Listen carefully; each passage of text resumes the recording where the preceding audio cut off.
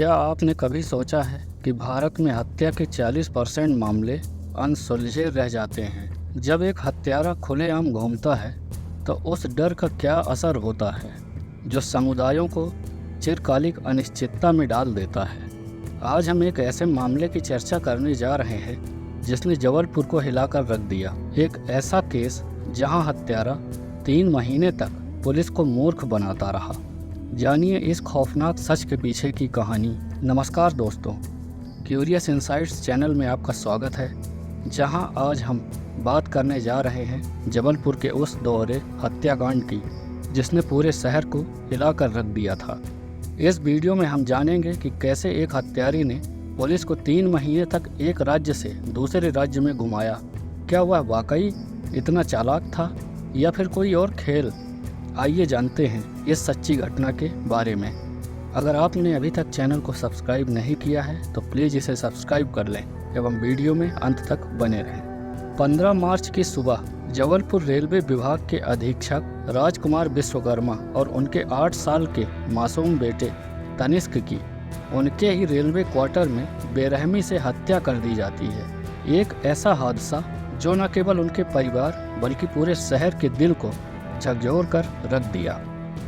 इस हत्या का जो सच सामने आया वो किसी को भी झकझोर देने वाला था। इस हत्या का मास्टरमाइंड कोई और नहीं बल्कि राजकुमार की अपनी ही नाबालिग बेटी और उसका बॉयफ्रेंड मुकुल सिंह था, जिसने इस साजिश को अंजाम दिया। कौन सोच सकता था कि घर के अंदर ही एक ऐसा भयंकर षड्यंत्र रचा जाएगा। मुकुल ने महीनों पहले ही इस हत्या की योजना बना ली थी और वह मौके की तलाश करने लगा और आखिर उसे वह समय मिलता है 15 मार्च की सुबह, जब वह मौका देखकर राजकुमार विश्वकर्मा के घर में दाखिल हो जाता है और किचन में काम कर रहे राजकुमार पर बिना किसी हिचकिचाहट के कुल्हाड़ी से हमला कर देता है। राजकुमार की चीखें सुनकर उनका 8 साल का बेटा तनिष्क भी वहां पर आ जाता है। उसकी मासूम आंखों में खौफ था, लेकिन उसे क्या पता कि कुछ ही पलों में उसकी मौत हो जाएगी।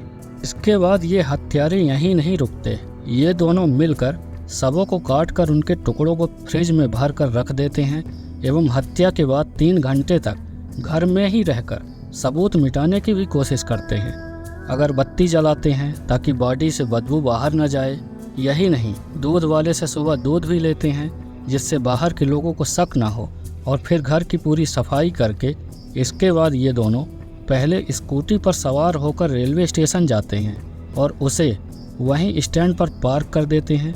इसके बाद ये ऑटो से बस स्टैंड जाते हैं और कटनी जाने वाली बस में बैठ जाते हैं। कटनी वहाँ से 95 किलोमीटर की दूरी थी। इसके बाद ये दोनों पुलिस को चकमा देने के लिए बीच रास्ते में ही बस से उतर जाते हैं। हत्या के बाद मुकुल और लड़की देश के कई हिस्सों में फरार हो जाते हैं। कभी वह रायपुर तो कभी मुंबई तो कभी पुणे और बेंगलुरु। ये दोनों लगातार अपनी जगह बदलते रहते हैं। पुलिस के लिए दोनों को पकड़ना एक चुनौती बन गया था, लेकिन पुलिस ने भी हार नहीं मानी। फिर एक दिन अचानक हरिद्वार के एक गुरुद्वारे में लड़की को अकेले घूमते हुए देखा जाता है और वहीं से उसकी पहचान होती है। हरिद्वार पुलिस ने लड़की को हिरासत में ले लिया और उससे पूछताछ शुरू की। इससे पहले वह अपने आप को निर्दोष बताने की कोशिश भी करती रही, लेकिन जब पुलिस ने उसके खिलाफ सबूत दिखाए और उससे भावनात्मक सवाल किए तो वह टूट गई। उसने कबूल किया कि कैसे उसने और उसके बॉयफ्रेंड ने मिलकर अपने पिता और भाई की हत्या की साजिश रची। इस बारे में आपकी क्या राय है, कमेंट में साझा करें एवं चैनल को अभी तक सब्सक्राइब नहीं किया है तो इसे सब्सक्राइब कर लें।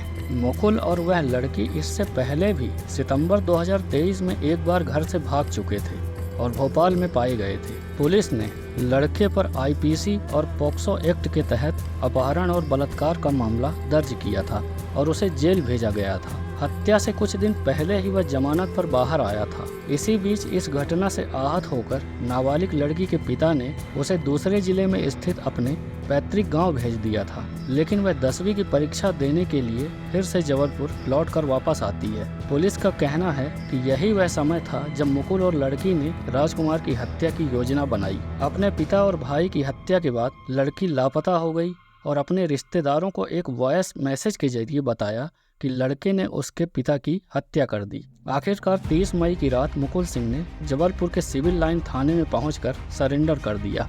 पुलिस की पूछताछ में मुकुल ने जो खुलासे किए वे और भी चौंकाने वाले थे। उसने बताया कि कैसे वे दोनों बिना पहचान पत्र दिखाए होटल बुक करते थे, कैसे लड़की ने अपने पिता का ATM कार्ड चुरा कर देश भर में घूमते रहे। मुकुल सिंह को 31 मई को कोर्ट में पेश किया गया और पुलिस ने उसे 7 दिन के रिमांड पर भेजा। पुलिस अब इस खौफनाक हत्याकांड के और भी राज खोलने की तैयारी में है। दोस्तों, ये कहानी सिर्फ एक अपराध की नहीं है, बल्कि उन अंधेरे रहस्यों की भी है जो समाज के अंदर छुपे रहते हैं। मुकुल सिंह और नाबालिग लड़की का ये कृत्य सिर्फ जबलपुर को ही नहीं बल्कि पूरे देश को झकझोर कर रख देने वाला है। अगर आपको हमारी ये वीडियो पसंद आई हो तो इसे लाइक करें, शेयर करें और हमारे चैनल को सब्सक्राइब करें। धन्यवाद। जय हिंद, जय भारत।